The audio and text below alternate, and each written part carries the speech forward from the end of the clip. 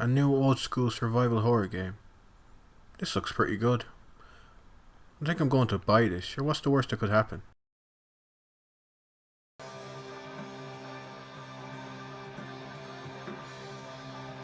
Well, that was fucking dreadful. Dawn of Fear is a survival horror game developed by Broken. Dawn of Fear was released in February 2020 for the PS4. It received very negative reviews from critics and is currently one of the lowest scoring games on PS4. Going in, I expected very little from Dawn of Fear. In fact, I only purchased the game in the first place because I'm a huge fan of the early Resident Evil and Silent Hill games.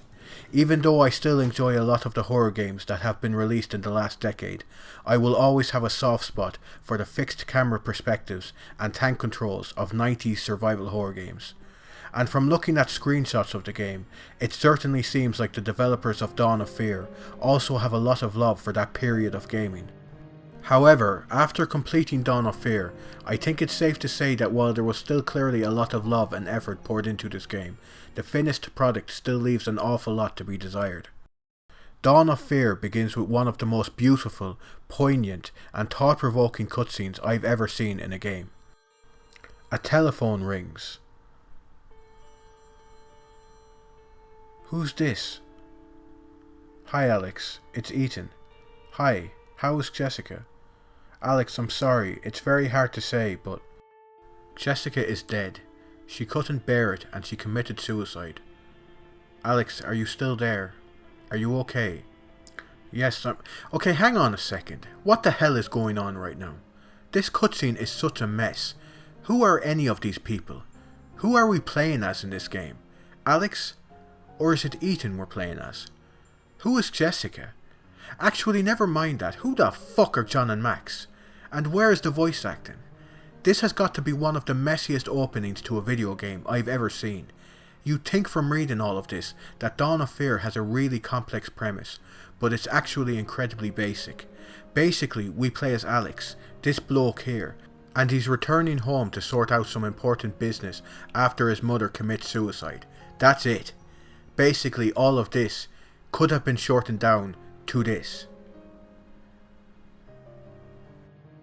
Anyways, shortly after arriving at the house, we are given control of Alex and are free to explore the area. And I have to say, these first 5 minutes of the game were pretty great. Memories of Resident Evil 1 instantly came flooding back to me as I began exploring the house. A few minutes later, I run into my first enemy. Unfortunately, I don't currently have any weapons to defend myself with, so I backtrack to the main hall. Jesus Christ! Oh, he dropped a gun. That's useful. So I go back to the room with the zombie and give him a piece of my mind, and pick up a key. If this is all sounding very familiar to you right now, well it should. This opening is almost a note-for-note recreation of Resident Evil 1's opening. In fact, at times, Dawn of Fear feels more like a remake of the original Resident Evil than its own game. A terrible remake of the original Resident Evil, but a remake nonetheless. The game does have some of its own ideas, of course, but unfortunately, none of them are implemented in a satisfying way. For example, the inventory system. Pausing Dawn of Fear will open Alex's journal. From here, you can read notes, equip weapons, and use items. The main problem with the journal is that it takes a lifetime to navigate. If you want to do something as simple as using a first aid kit to heal yourself, you need to first open your journal, navigate to the actual page the first aid kit is located on, and then select it. It's far more cumbersome than it needs to be. The journal also indicates Alex's current health level, and I hate it so much.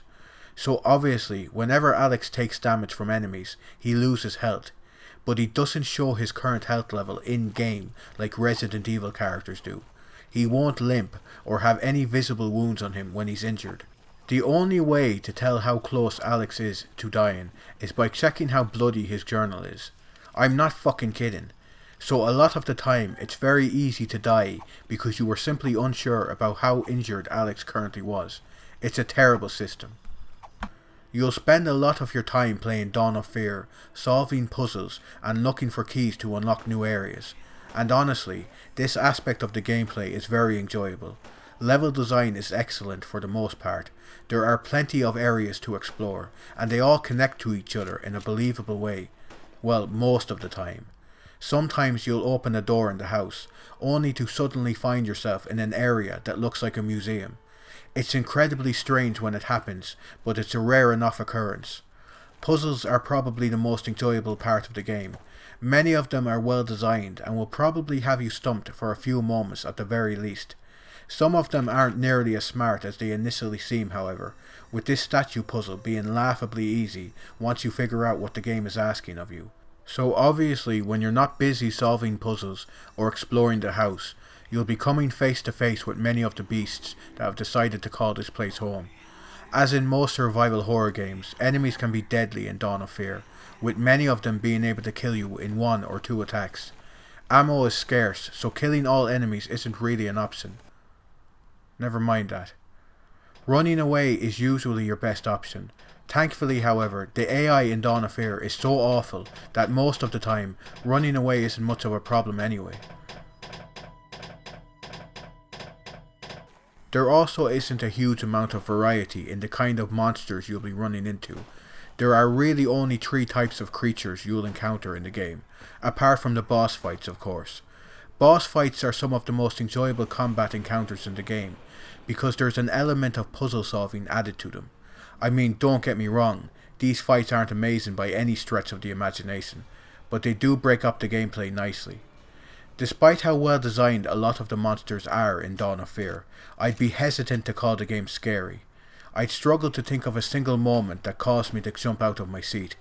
I can tell the developers were really trying to create something spooky and atmospheric with this game, but unfortunately they weren't quite able to pull it off. The whole game just comes across as silly and childish, and I think a big reason for this is the awful, mistranslated script. Brian, is that you? Hello, my little sir. We were waiting for your visit. At least. Tell me, Brian, what's happening here? What's all this nightmare? My blood? Abby, you are crazy. All of you are driving crazy. I have to get out of here. Even though I didn't expect Dawn of Fear's narrative to be on the same level as something like Silent Hill 2, I was still shocked by how little story there is here. Nothing interesting happens during the 3 hours it takes to beat Dawn of Fear, and any twists the story may have, you will see coming a mile away. A bigger issue with the game's story, however, is the complete lack of any voice acting in the cutscenes. It's very hard to care about any of these characters when they're completely silent for the entirety of the game. I can't for the life of me understand how a game like this gets released in 2020 without voice acting. I understand that the development team might not have been able to afford professional voice actors, but it's not that difficult or expensive today to find talented people willing to add their voice to your video game. But you know what? I can get over the poor story and lack of voice acting if the gameplay is enjoyable, and I do think Dawn of Fear can be a very enjoyable game to play at times. However, any enjoyment you might occasionally get out of the game is usually quickly followed by a game-breaking bug that just makes you want to stop playing the game entirely.